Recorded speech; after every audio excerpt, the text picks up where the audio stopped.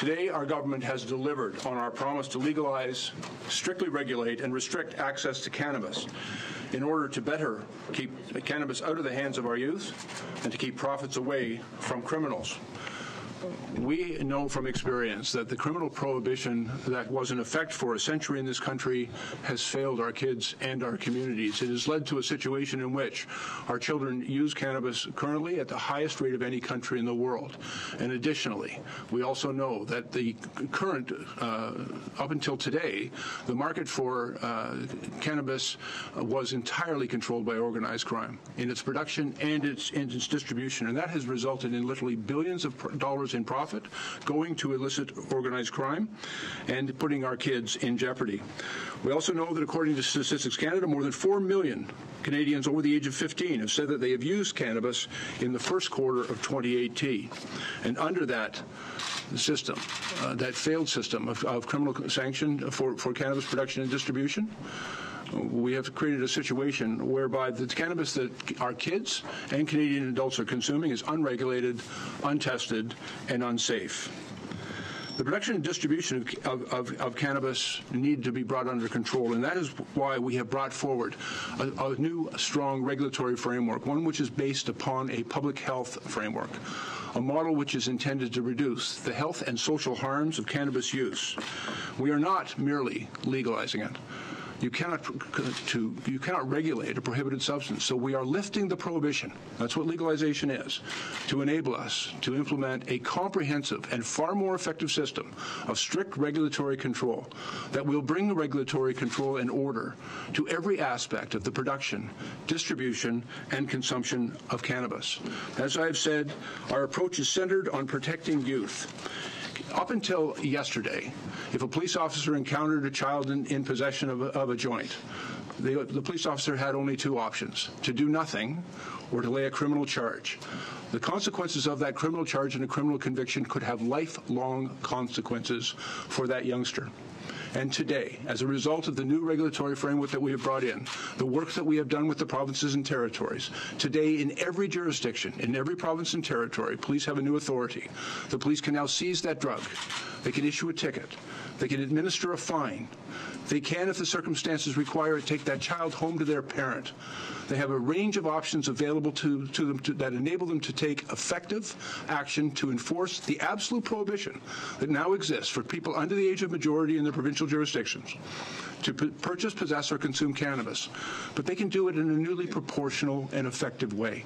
They don't have to criminalize that child. They can take effective action to protect them. And this for kids is not just about enforcement, but it's also about education. And we have invested significantly and worked very closely with provinces, territories, health officials, teachers, doctors, and parents right across the country to ensure that kids can now be given factual, evidence-based information about the real harms that cannabis can represent to them.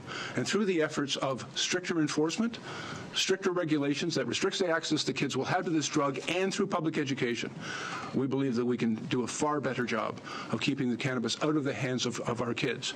And at the same time, we also recognize that organized crime, having profited in the billions, we begin the process today of displacing that illicit market.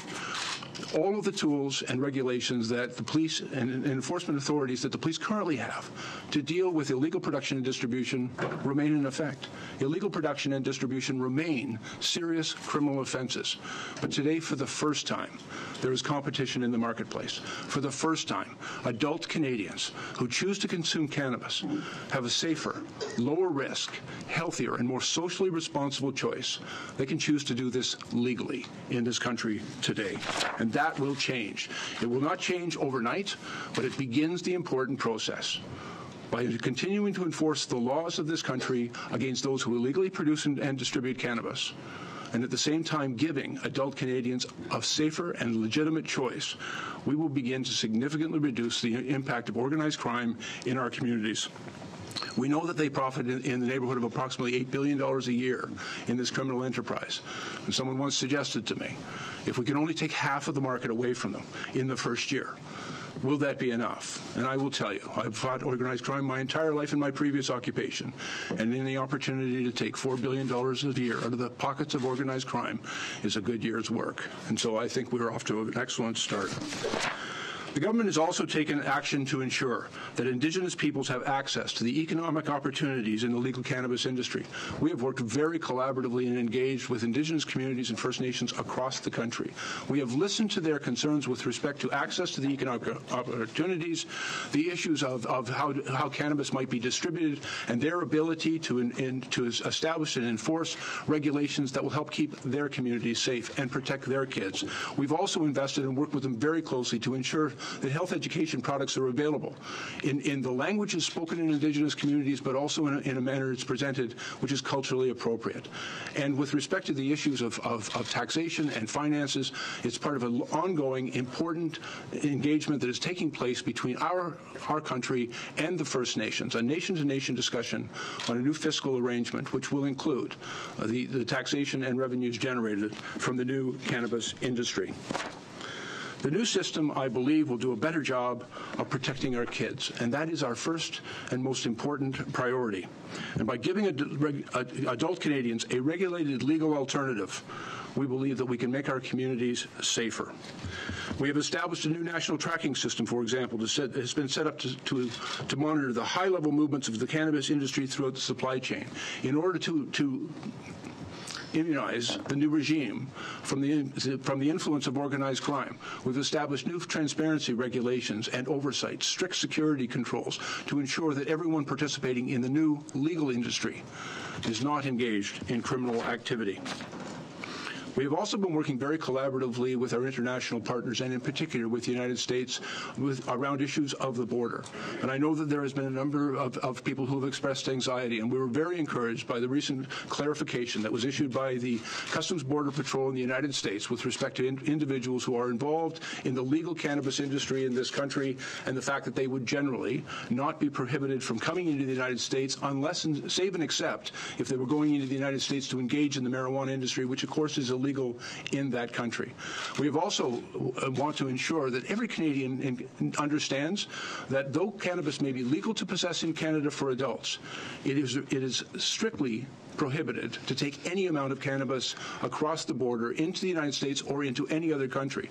And conversely, it's illegal to bring cannabis from any other country into Canada. We have made arrangements, and we've sent out information to every household in Canada so that Canadians know the law. We've put up posters and billboards at every border crossing so that Canadians will not inadvertently find themselves in legal jeopardy. It's very important Canadians know the law, and when they present themselves at any border crossing with the intent of going into another country, they need to know that they need to present themselves in a responsible, respectful way, obeying the laws both of Canada and the jurisdiction that they intend to enter. I want to emphasize that this is a process that we have engaged in. We have been working diligently with the provinces, territories, municipalities, stakeholders, public health officials, and law enforcement for over 2 years in preparation for the new legal framework that is put in place today.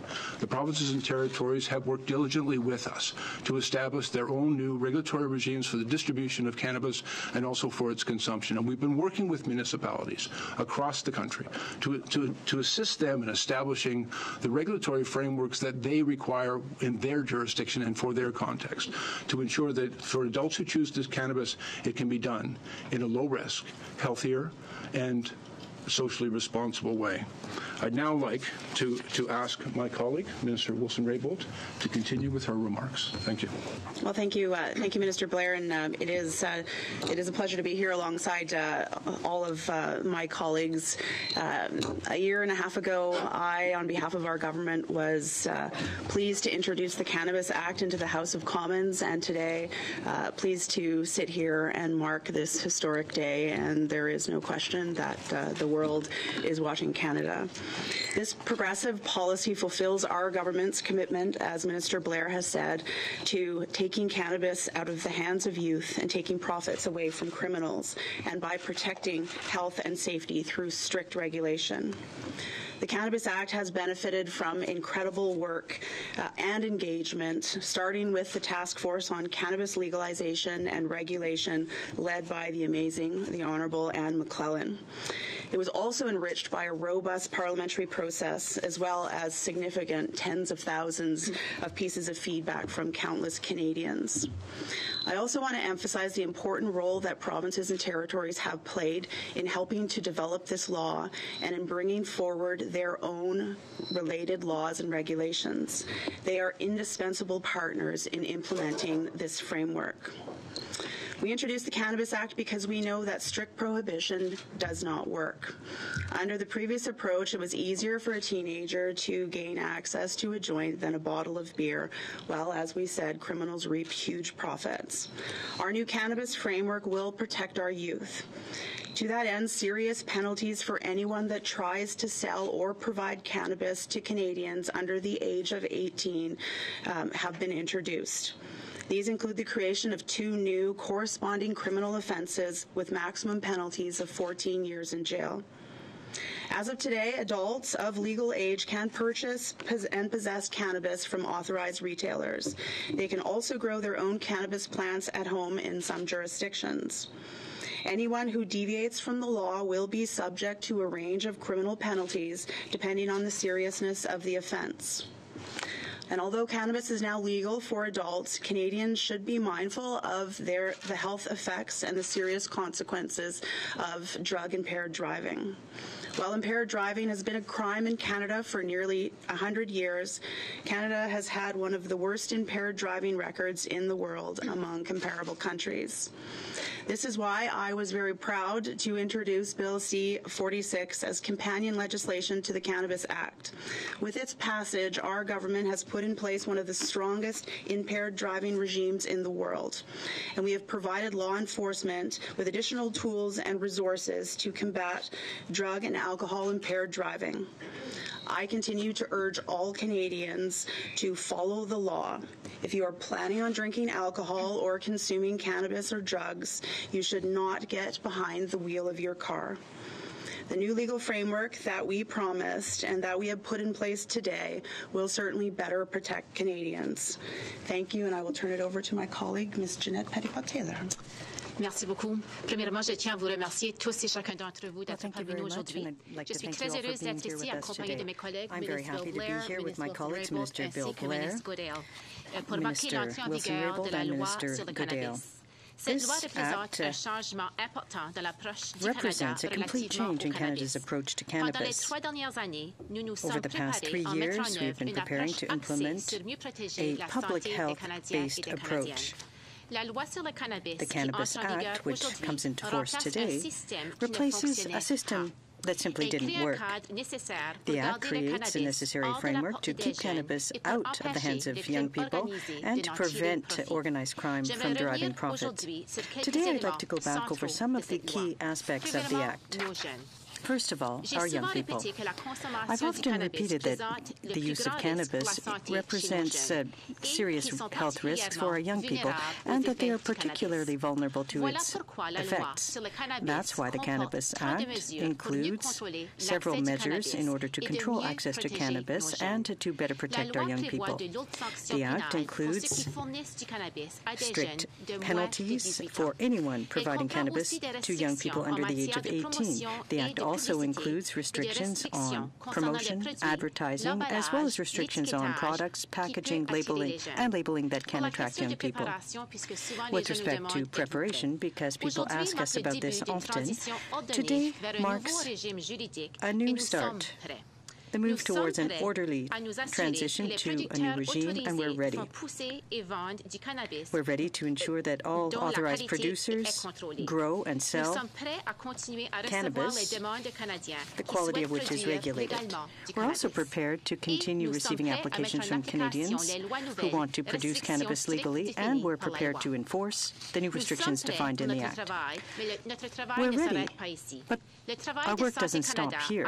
The work of Health Canada continues, and it aims to ensure that within a year it will be possible to sell edibles and other products. And we will be consulting Canadians on this in the months to come. The government will also continue to support research on cannabis and will closely monitor the repercussions of this new act. In addition, we will continue our efforts to inform the public. And in this regard, in recent days, all households in Canada received information on what they need to know about the Act. It was our postcard. And today we're launching the second stage of our awareness campaign.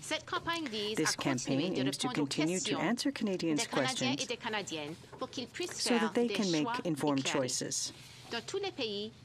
Across the country, in the provinces, territories, and Aboriginal groups and other organizations, they are all working together to give Canadians clear, consistent, evidence-based information, and we thank them.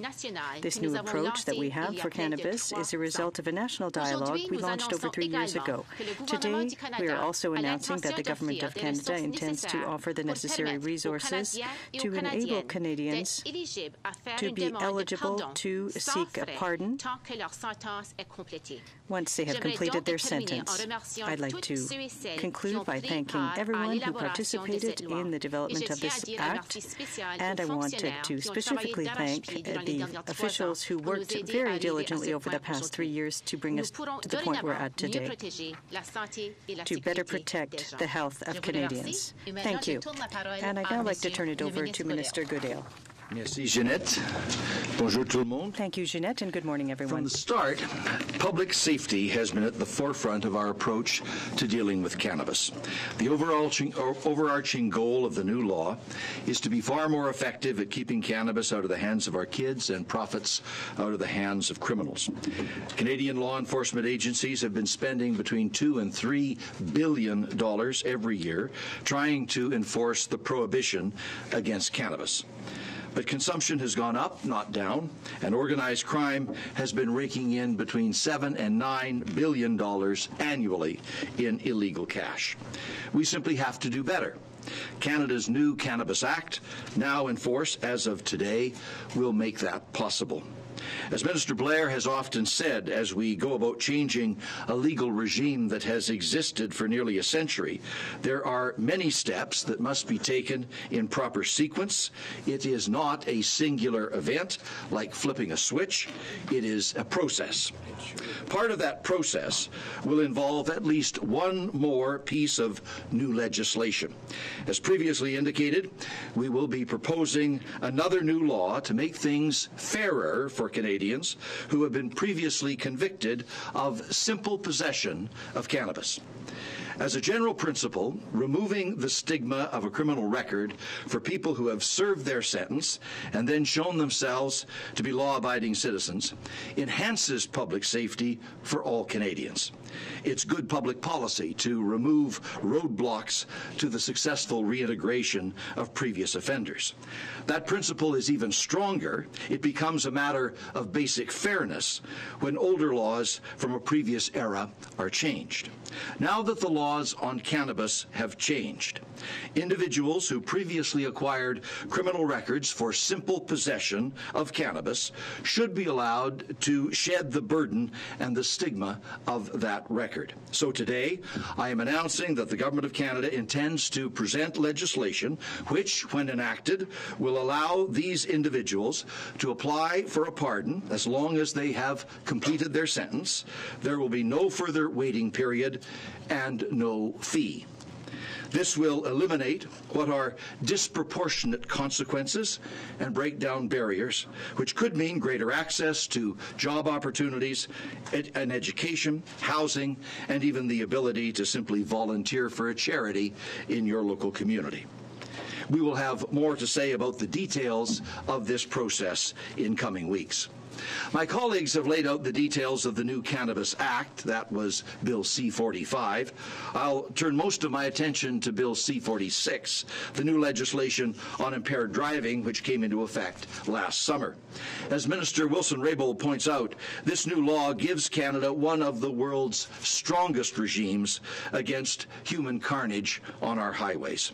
It is supported by Mothers Against Drunk Driving, the Canadian Association of Chiefs of Police, the Canadian Automobile Association, and many others. But I want to make this point. The problem of drug-impaired driving is not new. It doesn't just spring into existence today. It's a problem that already exists, and it has existed for a very long time. Drug-impaired driving has been an offense under the Criminal Code since 1925. It kills people today. In fact, the percentage of Canadian drivers who are fatally injured in vehicle crashes and test positive for drugs already exceeds the percentage who test positive for alcohol. Whether we have a new cannabis law in Bill C-45 or not, it would still be smart public policy to have Bill C-46, to have stronger legal protections against impaired driving of all kinds, and to give law enforcement better tools to keep our roads safe. First, we are giving law enforcement the authority to use roadside oral fluid testing devices as one more tool that can help police establish reasonable grounds to believe an offense has been committed and then consequently demand that a driver be examined before a drug recognition expert or submit to a blood test. One device has already been certified by the Minister of Justice. It's in fact already in use in more than 40 other countries, and other devices are in the pipeline for consideration. We are providing federal funding, a total of some $81 million, to help with the cost of acquiring these devices, and also to help train more drug recognition experts who operate in an expert capacity in police stations, and more frontline officers on patrol who conduct standard field sobriety testing at Roadside. We're not starting from scratch. More than 13,000 officers are already trained to do that roadside detection work, and more than 7,000 more will be trained over the next 5 years. Their curriculum now includes a new specific drug impairment component with a special emphasis on cannabis. At the same time, in addition to more than 800 existing drug recognition experts already on the job, we are funding training to add 500 more, and provinces and territories are expected to add even more, up to more than 1,500 altogether over the next 5 years. In Bill C-45, we also created several new offenses based on straightforward blood concentration levels that will be more objective to prove. Those are now in full force as of this past summer. The new laws and penalties are complemented by a robust public awareness campaign on social media, online, on television, and elsewhere to counter persistent myths and misconceptions about cannabis-impaired driving. The message is very simple. Don't drive high. If you are planning to use cannabis, including for medical purposes, do not get behind the wheel of a motor vehicle. If you do, your life may be destroyed in a heartbeat, not to mention the pain and suffering that you can impose upon others. I want to end by thanking the public safety community across this country, police officers, police chiefs, experts from a range of different backgrounds who've helped us to get us to where we are today. On behalf of all Canadians, our sincere gratitude for their collaboration and cooperation on this very important matter of public policy. Thank you.